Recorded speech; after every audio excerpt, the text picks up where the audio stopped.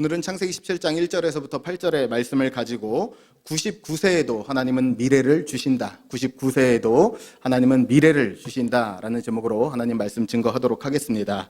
하버드 대학교의 교수였던 아서 브룩스라는 사람이 있었어요. 하버드 대학교 교수니까 굉장히 똑똑한 사람이겠죠.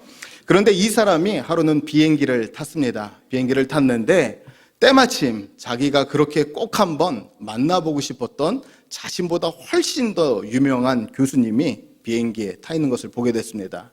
그래서 어떤 대화를 나누나 궁금해서 잠깐 엿들었더니 거기서 듣게 된 이야기가 굉장히 충격적인 말이었습니다. 너무나 유명한 교수였고 이름만 대면 전 세계 사람들이 알 것 같은 유명한 교수였는데 이렇게 이야기를 했습니다. 내 삶은 이제 끝났어. 앞이 더 이상 보이지 않는 것 같아. 그 이야기를 들었던 이 사람이 충격에 빠졌습니다. 아니, 저렇게 유능한 사람이, 저렇게 엄청난 성과를 낸 사람이 어떻게 그런 고백을 할 수 있을까? 그러면서 자신에게 두 가지 생각이 들었다고 고백을 했습니다. 첫 번째로, 왜 사람들은 나이가 들면서 점점 침체되고 약화될 수밖에 없는가? 그리고 또 하나의 생각은 자신을 향한 두려움이었는데 나도 곧 그렇게 되지 않을까? 이 두려움이 찾아왔대요. 그러면서 이분이 연구를 하고 분석을 했습니다. 왜 사람이 점점 나이가 들면서 약해지고 삶의 의욕도, 삶의 가치도, 삶의 활력도 왜 사라지는가? 그러면서 결론을 내린 것이 무엇이었냐면 바로 이것이었습니다. 사람에게는 두 가지 지능이 있는데 첫 번째로는 이 젊을 때 활용하게 되는 유동지능이라는 거예요. 유동지능. 이 유동지능은 뭐냐? 빨리빨리, 그리고 신속하게, 그리고 신선한 것들이 계속 튀어나오는. 그러니까 이 유동지능이 있을 때는 무엇인가 바로 외워지고 즉각적으로 할 수 있고 뭐든지 신속하게 할 수 있는 능력이 있는 거예요. 그런데 문제는 무엇이냐? 나이가 먹어감에 따라서 이 유동지능은 점점 약화됩니다. 기억도 안 나고요. 오랫동안 떠올려야 돼요. 그리고 신선한 생각이 마구 떠오르는 게 아니라 옛날 생각만 나는 거예요. 그런데 그게 끝이 아니라 사람이 더욱더 성숙해가고 나이가 감에 따라서 이러한 유동적인 지능뿐만 아니라 또 하나의 지능이 있는 걸 보게 되었는데요. 한번 따라했으면 좋겠습니다. 결정지능. 이 결정지능이라는 게 오히려 50대 때 이후부터 훨씬 더 많이 생겨나게 됐다는 걸 보게 된 거예요. 이 바로 여기서 말하는 결정지능이라는 건요, 어떠한 문제를 봤을 때 그 중심을 볼 수 있는 통찰력, 그리고 어떠한 선택을 할 때 가장 효과적이고 바른 선택이 아니라 가장 지혜로운 선택을 할 수 있는 인생의 연륜이 담긴 그러한 지능과 선택을 할 수 있는 힘이 조금씩 생겨나게 된다는 거예요. 그러면서 이분이 뭐라고 결론을 내렸냐? 이렇게 결론을 내렸습니다. 인생이 점점 나이가 먹어감에 따라서 할 수 없고 예전의 모습으로 돌아갈 수 없어서 비참한 것이 아니라 점점 나이가 먹어감에 따라서 이전과 다른 모습으로 좀 더 의미 있고 가치 있는 삶을 충분히 살 수 있다. 그렇게 얘기를 하더라고요. 오늘 우리가 같이 읽었던 말씀에서도 동일한데요. 하나님께서 무려 99세의 아브라함에게 찾아가십니다. 그러면서 뭐라고 말씀하시냐면 너는 내 앞에서 완전하라 말씀하세요. 인생 말년이고 끝난 것 같고 더 이상 어떠한 삶의 의욕도 없는 것 같은 그 사람에게 하나님께서 찾아가서 말씀하십니다. 내가 하실 일이 있고 내가 할 일이 있고 내가 내 삶 가운데 기대하는 바가 반드시 있다. 그래서 제가 이 어버이 주일을 맞아서 제 마음 한켠에는 무슨 생각이 있냐? 이제 어르신들을 좀 이제 어머님 세대, 부모님 세대들을 이제 효도 잘하겠습니다. 존경하겠습니다. 꽃 따라드리고 또 더 격려하는 그런 설교를 하고 싶은 마음이 한켠에 있으면서 또 한편으로 제 마음 가운데 또 한 가지 불을 당겼던 말씀은 무엇이냐면 그냥 가만히 앉아 계셔서 그냥 존경을 받고 그냥 그 자리에서 멈춰 있는 것이 아니라 여전히 인생 노년기에, 여전히 인생 후반기에 하나님의 뜻과 하나님의 계획은 여전히 있다는 것을 전해야 되겠다는 마음이 동시에 임했다는 것입니다. 그래서 저는요, 간절히 고백합니다. 오늘 이 예배 가운데 참석한 성도님들에게 이 동일한 고백이 있기를 원합니다. 하나님 앞에서 존귀한 삶, 하나님이 주목하시는 삶, 하나님이 여전히 들어 쓰시는 삶은 인생 후반전에도, 인생 후반기에도 충분히 가능한 줄로 믿습니다. 믿으십니까? 그런 삶을 우리가 살 수 있다는 거예요. 오늘 말씀을 보았더니 바로 하나님께서 이 아버지 세대였던, 그 부모였던 아브라함에게 하신 일이 바로 그거였습니다. 말씀을 보니까 첫 번째로 이렇게 이야기합니다. 하나님이 하신 일이 나오는데요, 바로 이 일이었습니다. 인생 후반부에도 여전히 하나님께서는 부르신다는 것입니다. 같이 한번 고백할까요? 시작. 인생 후반부에도 여전히 부르십니다. 우리 오늘 말씀 1절 말씀 같이 한번 읽어보도록 하겠습니다. 본문 1절입니다. 시작. 아브라함이 99세 때에 여호와께서 아브라함에게 나타나서 그에게 이르시되 나는 전능한 하나님이라 너는 내 앞에서 행하여 완전하라. 자, 오늘 말씀을 보면 하나님께서 몇 살에 우리 아브라함을 부르고 있습니까? 99세. 여기서 말하고 있는 99세는 그냥 단순히 노년이었다, 늙었다, 인생의 말년이었다, 이것을 뜻하는 것이 아닙니다. 우리가 성경을 읽지 않았지만 16장, 성경이 있다면 한번 성경을 보십시오. 16장 마지막은 이렇게 끝나게 됩니다. 이제 아브라함이 이스마엘을 출생을 했는데 그 출산했을 때의 나이가 86세였더라. 맞습니까? 그렇게 끝나십니까? 네. 86세에 이스마엘을 출산했습니다. 그런데 오늘 말씀을 보니까 몇 살이라고요? 99세. 몇 살이 지난 겁니까? 네, 수학을 잘 하시네요. 무려 13세, 13년이 지난 겁니다.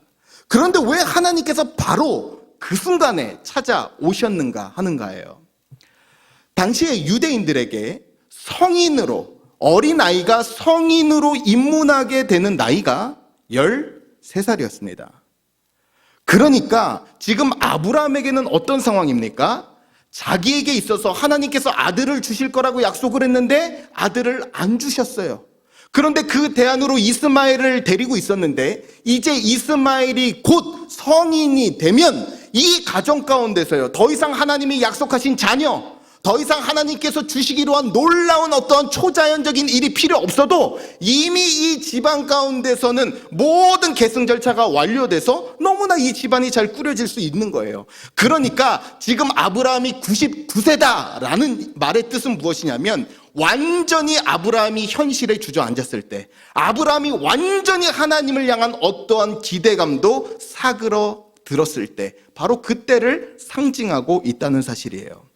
그런데 하나님은 그때를 기다리셨고 그때 부르셨어요. 왜요? 아브라함 스스로가 어떤 기대감이나 어떤 변화를 이끌어낼 수 없는 이때야말로 하나님을 향한 어떤 믿음? 가장 순전한 믿음, 가장 하나님만을 붙들 수 있는 진정한 믿음이 생길 수 있는 바로 그때였기 때문에 하나님께서 바로 부르셨다는 사실입니다. 그래서 찰스 스윈돌이라는 목사님이 모세의 인생을 세 등급으로, 세 주기로 나눴는데요. 그 세 등급을 이렇게 나눌 수가 있습니다. 우리 표 한번 준비해 주시고요. 우리 40세까지의 인생이 있고 80세까지의 인생이 있고 120세의 인생이 있습니다. 이 40세 때까지의 인생은 어떠한 인생이냐면 나는 무엇인가 할 수 있다, 나는 무엇인가를 이룰 수 있다, 이 something의 인생이에요. 난 뭔가 이룰 수 있어, 난 뭔가 좀 대단한 존재야.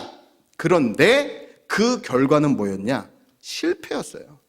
내가 뭔가 되는 사람이야, 내가 이스라엘을 구원할 수 있어, 그래가지고 애굽에 있었던 그 군인 쳐가지고 자기가 피난민으로 전락하게 되는 거 아닙니까? 그래서 이 40년 동안의 모습은 뭐냐? 다 모세가 자기 자신을 향해서 something, 나는 무엇인가 되는 사람, 난 뭔가 할 수 있는 사람이야 라고 붙잡을 때 그는 실패했다고요. 그런데 40세부터 이 80세 때까지는 이제 피난 다니면서 이제 숨어 있으면서 도망치는 그 시기인데, 그 시기는 뭘로 규정될 수가 있냐? 나는 아무것도 아닙니다. Nothing. 난 아무것도 아니에요. 나는 할 수 없습니다. 완전히 인생이 곤두박질 쳤어요. 그런데 거기서 임한 것이 삶의 회복이었습니다. 그리고 80세에서부터 120세 마지막 시기가 임하는 바로 그때가 있는데, 그때의 고백은 무엇이냐? Everything. 하나님이 전부입니다. 하나님이 다 하실 수 있습니다. 저는 아니고 하나님이 전부입니다 라는 고백이 남는 때가 80세에서 120대. 바로 언제예요? 이스라엘을 구원했을 때라고요. 왜 하나님께서 이 모세를 80세 그리고 또한 그 가장 약했을 때에 불렀느냐? 하나님만이 전부되는 믿음이 바로 그때였기 때문에 그래요. 오늘 말씀에서도 마찬가지입니다. 왜 하나님이 99세 때 아브라함을 부르시고 하나님이 왜 찾아가셨는가? 바로 아브라함에게는 하나님이 하셨다는 그 고백밖에 남는 그 연약한 때였기 때문에 그렇다는 사실입니다. 그래서 우리 성도님들이 이 사실을 꼭 기억했으면 좋겠습니다. 연세가 드심에 따라서 아버님 세대, 어머님 세대 점점 시대가 가면 갈수록 약해지실 겁니다. 약해지고 마음도 약해지고 힘도 약해지고. 그런데 그때야말로 한 가지 꼭 붙잡아야 되는 것은 무엇이냐? 내 힘이 내려놓아지고 내 건강과 강함이 내려놓아지기 때문에 주님이 내 전부 되신다는 고백이 그때만큼 주님께 신실하게 들려지는 때가 없는 거예요. 그렇기 때문에 주님, 내 연약한 때에도 내 강할 때 붙잡을 때 그 믿음과 내 인생이 연약할 때 붙잡는 주님은 전혀 다른 믿음입니다. 그런데 우리가 점점 시간이 가면 갈수록 그 믿음으로 부름 받는다는 거예요. 그런데 중요한 것은 무엇이냐? 그 약해지고 하나님만이 전부입니다, 하나님만이 하실 수 있습니다라는 그 고백을 가진 자들이 누린 은혜가 1절 말씀에 다시 한번 나와 있는데 이렇게 나와 있습니다. 1절 말씀 같이 한번 보도록 하겠습니다. 시작.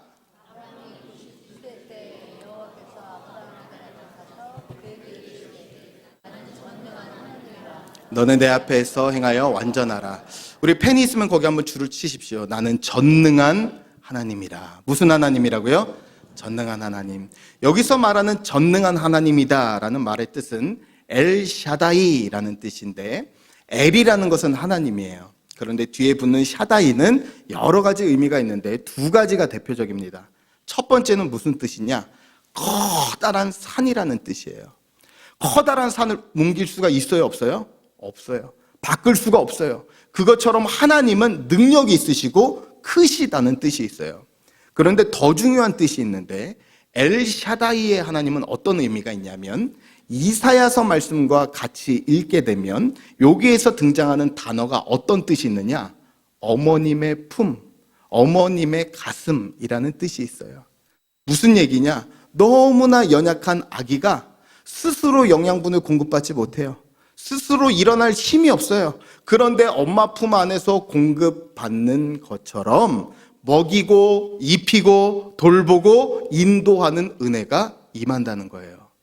그러니까 내 삶이, 아버지 세대가, 어머니 세대가 시간이 가면 갈수록 내 삶의 능력이 약해지는 것 같고 붙잡을 수 있는 것이 사라지는 것 같고 과거는 화려한데 오늘이 너무나 초라한 것 같은 우리 삶 가운데서 그 약함의 때에 주님께서 우리를 어떻게 하신다고요? 엘샤다이의 하나님께서는 그때 우리를 품으신다고요. 내 힘으로 서지 않도록 주님의 공급하심으로, 주님의 도우심으로 설 수 있도록 그 하나님께서 가장 가깝게 우리를 안으시는 때, 그것이 바로 우리 인생 후반전이자 부모님 세대들이 주님 품 안에 꼭 안겨 있어야 되는 때라는 사실입니다.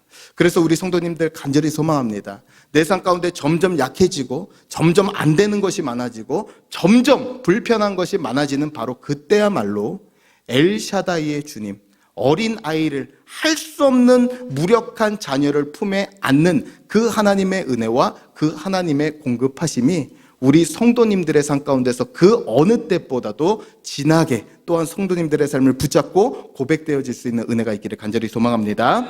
그러면 이 삶의 후반에 또한 약함의 때에 우리를 부르신 그 하나님께서는 또 우리 삶 가운데 무엇을 이루시는가? 아픔과 실패를 덮으시고 새로운 삶을 열어주신다는 것입니다. 아픔과 실패는 덮어주세요. 그리고 새 삶을 열어주십니다. 이제 아브라함에게 찾아오신 그 하나님께서는 이제 그 엘샤다이의 하나님으로서 내가 약할 때 안아줄 거야, 내가 부족할 때 내가 붙잡아 줄 거야 드러내실 뿐만 아니라 그 삶의 실패와 약함을 덮어주셔서 새 삶을 열어주십니다. 오늘 5절 말씀인데요. 이렇게 나와 있습니다. 5절 말씀 같이 한번 보죠. 시작. 이제 후로는 내 이름을 아브람이라 하지 아니하고 아브라함이라 하리니 내가 너를 여러 민족의 아버지가 되게 함이니라. 자, 이름이 뭐였어요? 원래 이름이 아브람이었어요. 여기서 말하는 아브람이라는 이름의 뜻은 무엇이냐면 내 아버지는 존귀하다, 내 아버지는 높은 자다라는 뜻이에요. 그러니까 이 아브라함의 아버지가 능력도 있고 가문도 있고 권세도 있는 사람이었던 것 같아요. 그러니까 내 아버지는 존귀한 자다라는 이름의 뜻이었어요. 그런데 하나님께서 이름을 바꿔주십니다. 무엇으로 바꿔주세요? 아브람에서 아브라함. 글자 하나 차이인 것 같지만 의미가 완전 바뀌었어요. 내 아버지는 존귀한 자다라는 이름의 뜻에서 무엇으로 바꾸냐면 모든, 이 세상 모든 자들의, 모든 나라의 아버지라는 이름의 뜻으로 전혀 다른 삶의 방향과 모습으로 바꿔주셨다는 거예요. 근데 우리가 주목해야 되는 것은 하나님께서 이름을 바꿔주셨구나, 놀랍다, 이것보다도 언제 바꿔주셨냐는 거예요. 언제 바꿔주셨냐? 아브라함이 실패했을 때, 아브라함이 하나님 앞에서 완전히 잘못했을 때 하나님께서 이름을 바꿔주세요. 하나님께서 약속해 주셨습니다. 하나님께서 네 몸에서 난 자가 내 약속의 후사가 될 것이다, 약속해 주셨어요. 그것도 못 믿어서 하나님께서 보고 믿을 수 있도록 비유를 해 주셨죠. 바닷가의 모래와 같이, 하늘의 뭐와 같이, 별과 같이. 땅을 봐도 하나님의 약속이 보였고 하늘을 봐도 하나님의 약속이 보였어요. 그런데 결국 그 약속을 붙잡습니까? 안 붙잡습니다. 인간적인 생각으로 자신의 아내가 아니라 다른 여인의 몸을 통해서 자녀를 출산하게 돼요. 이스마엘을 낳게 됩니다. 바로 그 순간에, 이 순간이야말로 하나님에게 가장 모욕적인 순간 아니겠습니까? 하나님 더 이상 믿지 않습니다. 하나님의 뜻보다 내 방법이 낫습니다. 하나님 그 방법으로는 절대 가능하지 않습니다. 어찌 보면 하나님 자리에 본인이 앉는 결정이 바로 아브라함의 결정이었다고요. 그런데 바로 그 결정의 순간 가운데서 그 잘못된 선택, 그 죄악과 같은 모습에서 하나님께서는 어떻게 하셨어요? 그 잘못을 은혜로 덮으시고 그 삶 가운데 이름을 바꿔주셔서 삶을 열어주셨다는 것입니다. 이 사실이 왜 중요하냐면요, 우리는 세상을 살아갈 때 우리의 연수가 많아지면 많아질수록 후회가 많아집니다. 내가 그때 그러면 안 됐었는데, 내가 그때 그 결정하면 안 됐었는데, 내가 이 사람 만났으면, 이런 생각은 안 하시죠? 네.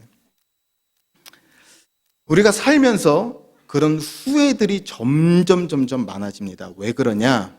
우리는요, 우리 삶이 바뀌기 위해서는 그 일들이 없어져야 된다고 생각해요. 우리는 그 일이, 그 과거를 바꿀 수 있어야 되고 그 일이 내게 안 일어났었어야 바뀌고 변화된 삶을 살 수 있다고 믿습니다. 그러니까 오늘을 살면서도 예전의 과거의 일들이 내 삶을 여전히 붙잡고 있는 거예요. 그런데 주님은 우리를 그렇게 고치시는 게 아니라 어떻게 하시느냐? 오늘의 새로운 일로 그 옛 과거의 실수와 실패를 덮으시는 주님이에요. 내가 실수한 게 있어요. 내가 잘못 내린 선택이 있어요. 명백한 잘못이에요. 그런데 주님은 거기서 잘못 썼다, 망쳤다 말씀하지 않으시고 거기서 시작하시는 거예요. 제가 제 스스로에게 혼자 제 스스로가 잘못된 선택 혹은 제 자신에게 대해서 제가 무너질 때도 종종 떠올리는 그림이 하나가 있는데요. 어떤 그림이냐면 바로 문 옆에 어떤 아이가 완전히 집을 망쳐놓은 낙서입니다. 우리 방송팀 좀 띄워주시고요. 네, 이 낙서인데요. 이 집이 보면은 꽤 고급 집이에요. 뭐 집에 지금 뭐 나무 문도 보고 또 저 집도 보면 이게 뭐 문에 저렇게까지 칠해놓은 집이면 꽤 고급집 아닙니까? 그런데 여러분, 우리 성도님들이 보실 때 왼편에 있는 그림이 뭐냐? 애가 유성 매직 가지고 그린 거예요. 낙서한 거예요. 막! 그렇죠? 아이는 신났는데 엄마의 마음은 찢어지는. 막 그린 거예요. 그 옆에 그림은 뭐냐? 그 엄마가 미술가였는데 그 실패에다가, 그 낙서에다가 지금 그린 거예요. 제가 저걸 볼 때마다 떠올립니다. 내 삶 가운데서 바꿀 수 없는 실수가 있어요. 바꿀 수 없는 실패가 있어요. 그런데 하나님은 그 실수를, 그 잘못을 그냥 초라하게 낙서로 내버려 두신 것이 아니라 하나님의 은혜가 거기에 개입하기 시작합니다. 그것 가운데서 조금씩 바꾸기 시작하고 그 상처를, 그 아픔을 은혜로 다른 누군가를 새로운 역사로 쓸 수 있도록 하나님의 개입이 있다고요. 그래서 말씀을 보니까요, 요한계시록 보니까 놀라운 말씀을 합니다. 신약 시대를 살아가는 우리에게도 아브람만 이름 바꿔주는 역사가 있는 게 아니에요. 오늘 우리에게도 하나님의 이름 바꿈의 역사, 은혜의 새 역사는 똑같이 있다고 선언합니다. 같이 한번 읽어볼까요? 귀 있는 자는 성령이 교회들에게 하시는 말씀을 들을지어다. 이기는 그에게는 내가 감추었던 만나를 주고 또 흰 돌을 줄 터인데, 잘 보십시오. 그 돌 위에 새 이름을 기록한 것이 있나니. 이 말씀이 어떤 말씀이냐? 예수님이 하늘로 올라가신 다음에 예수님 열심히 믿었던 7교회, 소아시아 지역에 7교회가 있었어요. 그런데 이 교회가요, 예수 믿는다고 핍박당하고 이제 점점 예수 믿었던 사람들은 하나 둘씩 떠나고 점점 교회는 위축되고 흔들리기 시작합니다. 뿐만 아니라 우상 숭배하지 않아요. 그렇기 때문에 경제 공동체에 들어가지 못해서 경제적 생활은 조금씩 더 쪼들리기 시작합니다. 믿었던 사람들이 떠나고 경제적으로 압박이 오는 그런 상황이었어요. 그 사람들을 볼 때 주변 사람들이 얘기했을 겁니다. 저것 봐, 헛된 희망을 품고 사는 자들, 인생 가장 비참한 자들, 가난에 쩌든 자들, 그렇게 이야기했다고요. 그런데 하나님께서 뭐라고 말씀하셨어요? 그들을 향한 뭐가 있대요? 새 이름이 있대요. 그들은 자신들에게 분명히 낙인 찍고 세상의 관점으로 볼 때 우린 초라한 사람이야, 우린 세상으로 볼 때 너무나 비참하고 초라한 자들이야 라고 얘기했을 때 주님은 새 이름을 적어주셨다고요. 끝까지 견딘 자들, 마침내 승리한 자들, 하나님이 기억한 자들, 하늘의 상급이 클 자들, 그 이름 붙여줄 때 그들이 마주하는 하루하루를 여전히 지어주신 새 이름 붙잡고 살아갈 수 있다는 사실입니다. 오늘 성도님들에게 하나 묻겠습니다. 과거를 바꾼다면 어떤 일들을 바꾸시고 싶으십니까? 어떤 선택들을 되물리고 싶으세요? 그런데 하나님께서는 그 선택을 바꾸는 것을 통해서가 아니라 오늘 여전히 내 삶에 찾아오시는 그 주님께서는 그 은혜로 그 삶을 덮으시고 오늘 다시 내가 망친 것과 같은 내 삶의 낙서와 같은 내 삶을 주님 손으로, 주님의 은혜로 그려주시겠다고 약속하십니다. 그래서 간절히 바라기는 이 주님의 다시 한번 붙잡고 그려주시는 그 은혜가 우리의 삶을 실패와 낙심에서 다시금 주님을 향해 바라보게 하는 그 능력으로 임할 수 있기를 주님의 이름으로 간절히 축복합니다.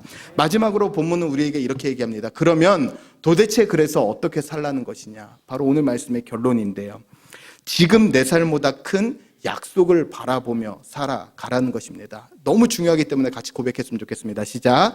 지금 내 삶보다 큰 약속을 바라보며 살아가라. 오늘 8절 말씀입니다. 같이 한번 볼까요? 본문 8절 말씀입니다. 시작. 내 후손에게 내가 거류하는 이 땅, 곧 가나안 온 땅을 주어 영원한 기업이 되게 하고 나는 그들의 하나님이 되리라. 이제 이름을 바꾸신 하나님께서 이제 땅에 대한 약속을 주세요. 그런데 이 말씀 17장 말씀을 읽으면 나중에 집에 가서 한번 읽어보십시오. 가장 많이 등장하는 단어가 언약, 약속이라는 단어입니다. 그런데 이 언약은 그냥 사람들 사이의 약속이 아니라 하나님이 주도하시고 하나님이 이루시는 약속이에요. 그래서 그 언약이라는 말이 등장할 때 꼭 같이 꼬리표처럼 따라다니는 한 단어가 있습니다. 뭐냐? I will. 내가 이룰 것이다.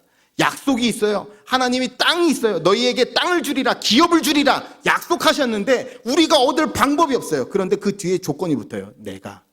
하나님이 주시고 하나님이 반드시 안겨주시겠다 약속하신 것, 그것이 바로 하나님 언약의 본질이라는 것입니다. 그럼 무슨 약속을 주셨습니까? 오늘 말씀 보니까 이 가나안 땅을 주되 영원한 뭐가 되게 한다고요? 기업이 되게 하신다. 이렇게 얘기했어요. 이 약속이 얼마나 대단한 것이냐면 이 영원한 기업됨으로 인해서 구약 성경의 모든 성경이 다 펼쳐지기 시작합니다.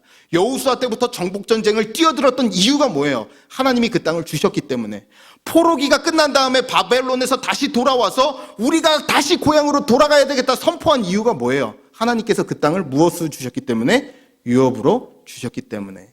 어마어마한 약속이에요. 영원한 유업으로 그 땅을 주리라. 그럼 여기서 물어야죠. 그러면 아브라함은 뭘 가졌습니까?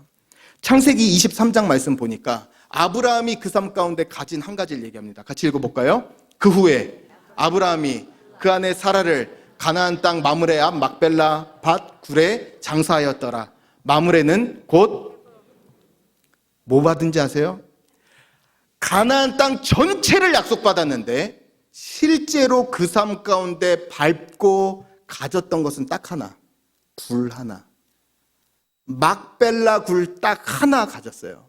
그런데 놀라운 것은 무엇이냐면 아브라함은 그 막벨라 굴을 하나를 붙잡았는데 마치 하나님께서 가나안 땅 전체를 다 받은 것처럼 그 삶의 남은 삶을 하나님께서 주신 그 축복을 이미 받은 것처럼 살아가게 되었다는 사실이에요. 우리 어머님 세대, 우리 부모님 세대가 기억해야 될 것이 바로 이것입니다. 우리 세대 가운데 내가 지금 여기서 누리는 것 가운데 잡히는 것, 보이는 것이 없을 수 있어요.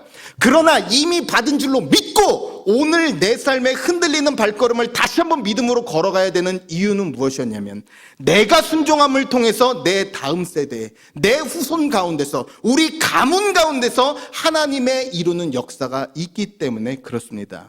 그렇기 때문에 부모 세대는 어떤 세대예요? 씨 뿌리는 세대입니다. 믿음으로 눈물로 그 길을 걸어가는 거예요. 사람들이 분명히 얘기할 겁니다. 그렇게까지 할 필요 있냐고, 편하게 좀 살면 안 되겠냐고, 그렇게까지 그런 게 갈 이유가 있냐고 물을 거예요. 그런데 왜 끝까지 믿음 흔들리지 말고 마치 아브라함이 그 모든 기업과 유업을 받은 것처럼 살아야 됩니까? 내 발걸음 하나하나가 내 다음 세대, 그 다음 세대, 자녀들이 받는 축복과 유업으로 직결되기 때문에 그렇습니다. 그래서 오늘 내가 걸어가는 그 발걸음이 자녀 세대 축복의 밑그림을 지금 그리고 있는 줄로 믿습니다. 그래서 히브리서 11장 보니까 놀라운 선언을 하는데요. 히브리서 11장은요, 성경에서 명예의 전당 같은 말씀이에요. 믿음 있다 내놓으라 하는 사람들 다 모은 장이 히브리서 11장이에요. 그런데 뭐라고 선언하는지 아세요? 아브라함이 등장하고 이삭이 등장하고 요셉이 등장하는데 이 모든 믿음의 사람들의 공통점이 딱 하나가 있대요. 뭐냐? 그 세대에 보이고 만질 수 있는 주의 축복을 보지도 만지지도 못했다는 거예요. 히브리서 11장 말씀인데요, 이렇게 나와 있습니다. 히브리서 11장 말씀입니다. 같이 볼까요? 시작. 이 사람들은 다 믿음을 따라 죽었으며 약속을 받지 못하였으되 그것들을 멀리서 보고 환영하며 또 땅에서는 외국인과 나그네임을 증언하였으니. 가슴 뛰지 않으십니까? 그 약속을 받지 못하였으되 뭐 했대요? 멀리서 봤대요. 희미하게 봤대요. 그런데 그가 희미하게 본 게 그 자녀들의 삶과 상황 가운데 현실이 되게 되었다는 것입니다. 그래서 저는 어버이 주일을 맞아서 단순한 위로와 효도 받으셔야죠, 자녀들이 사랑합니다, 축복합니다, 이 말 받고 행복하세요, 저는 그 말 못하겠습니다. 이번 주만은. 왜요? 하나님께서 우리에게 요구하시는 바가 크세요. 오늘 내 삶 가운데서도 여전히 아무도 보지 않는 것 가운데 점점 나이는 들어가고 내 삶이 약해짐이 찾아오고 감정적으로 이리저리 흔들릴 때도 여전히 다시 한번 믿음의 길을 걸어가야 될 이유가 있대요. 왜요? 우리는 분명한 믿음의 약속을 받은 사람이자 멀리서 보는 것이지만 내가 내린 믿음의 발걸음 하나가 내 자녀들의 축복의 통로가 되고 은혜의 통로가 되기 때문인 줄로 믿습니다. 그래서 이 말씀으로 오늘을 좀 마지막 마무리하기를 원합니다. 19세기의 선교사 데이비드 리빙스턴이라는 선교사가 있었는데요. 이 선교사는 아프리카에 파송받았는데 사역을 30년 이상 했습니다. 몇 년 했다고요? 30년. 그럼 그 30년 동안 이룬 결과가 좀 있어야 되잖아요. 공식적으로 세웠던 교회, 제대로 쓰고 제대로 믿었던 결과가 없어요. 30년 동안 열심히 아프리카 선교 뛰었는데 무언가 대단히 열매를 거두고 그를 통해서 예수 믿고 마을 부족 전체가 바뀌고 변화된 사례가 거의 없다고요. 그래서 그가 마지막에 은퇴하게 될 때에 서양에서 그 선교사에게 내렸던 평가가 바로 이것입니다. 고립된 사람, 실패한 사역자. 이게 이 리빙스턴이라는 사람이 죽었을 때의 마지막 평가였어요. 그런데 그가 죽은 다음에 몇 해 지나지 않아서 그가 돌아다녔던, 그가 마을을 방문했던, 그가 올랐던 산, 그가 갔던 폭포, 그가 남겼던 지도들이 선교사들에게, 선교사 지망생들에게 전달되기 시작하고 그 지도를 받고 수천 명의 선교사들이 아프리카로 가기 시작한 거예요.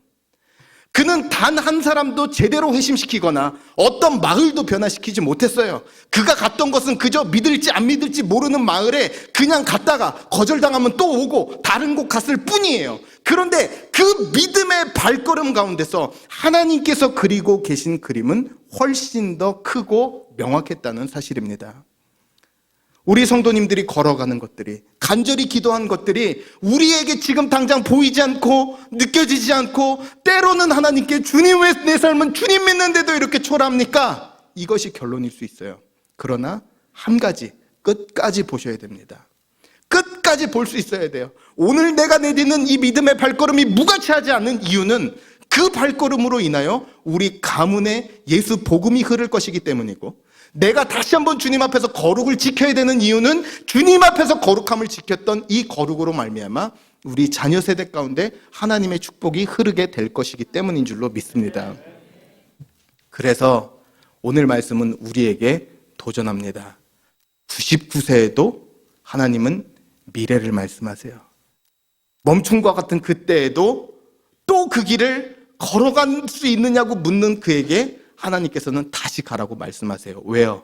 하나님께서는 오늘 지금 여기서 잡히는 것이 없는 것 가운데서도 멀리 서서 보고 기뻐하며 그 길을 걸어가는 자를 결코 잊지 않으시는 분이기 때문인 줄로 믿습니다.